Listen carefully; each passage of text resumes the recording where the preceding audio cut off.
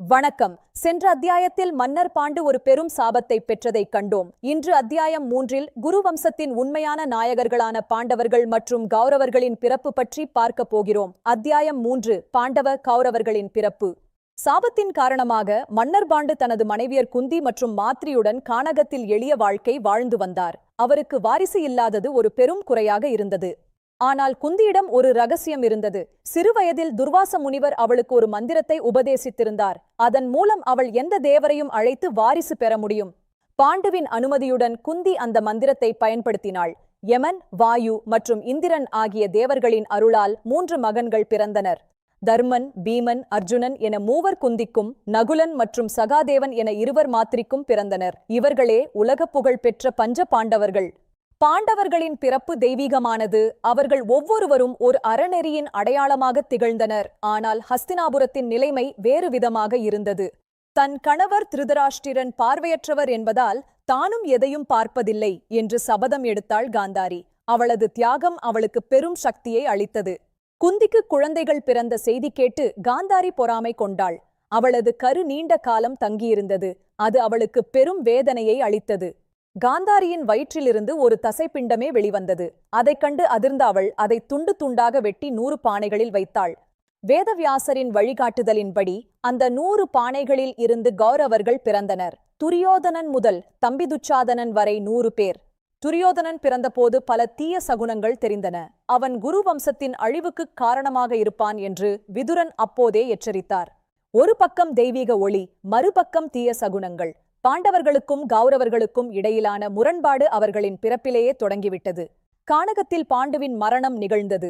மாத்ரியும் அவருடன் உயிர் துறந்தாள். இப்போது அனாதையான பாண்டவர்களின் பொறுப்பு குந்தியின் கைகளில் இருந்தது. குந்தி தனது 5 மகன்களுடன் ஹஸ்தினாபுரத்திற்கு திரும்பினாள். இது கௌரவர்களுக்கும் பாண்டவர்களுக்கும் இடையிலான நீண்ட கால பகையின் தொடக்க புள்ளி. இருதரப்பு இளவரசர்களும் முதலில் சந்தித்தனர். அன்பிற்கு பதிலாக அங்கு பொறாமையும் அதிகாரப் போட்டியுமே முதலிடத்தை பிடித்தன. சிறுவயதிலேயே பீமனுக்கும் துரியோதனனுக்கும் இடையே பல போட்டிகள் நிகழ்ந்தன. பீமனின் அபாரமான வலிமை கௌரவர்களின் பொறாமையை தூண்டியது. இந்த சூழலை பயன்படுத்திக் கொண்டார் சகுனி. காந்தார தேசத்தின் இளவரசனான அவர் கௌரவர்களின் மனதில் நஞ்சை விதைக்கத் தொடங்கினார். சகுனி வெறும் மாமன் மட்டுமல்ல, அவர் ஒரு தீராத பகையின் சின்னம். அவர் ஆடும் ஆட்டம் கௌரவர்களை அழிவுப் பாதைக்கே கொண்டு செல்லும். துரியோதனன் பீமனை கொல்லத் திட்டமிட்டான். அவனது உணவில் விஷம் கலந்து அவனை ஆற்றில் வீசி எறிந்தான். பாண்டவர்களுக்கு எதிரான முதல் சதி இது. ஆனால் விதி பீமனை காப்பாற்றியது. நாகலோகத்திற்குச் சென்ற அவன் அங்கிருந்த நாகங்களின் அருளால் இன்னும் அதிக வலிமை பெற்று திரும்பினான். பீமனின் வருகை கௌரவர்களை பீதியடையச் செய்தது. அவர்களின் சதி தோல்வியடைந்தாலும் பகையின் நெருப்பு அணையவில்லை. பீஷ்மர் நிலைமையைக் கண்டு கவலைப்பட்டார்.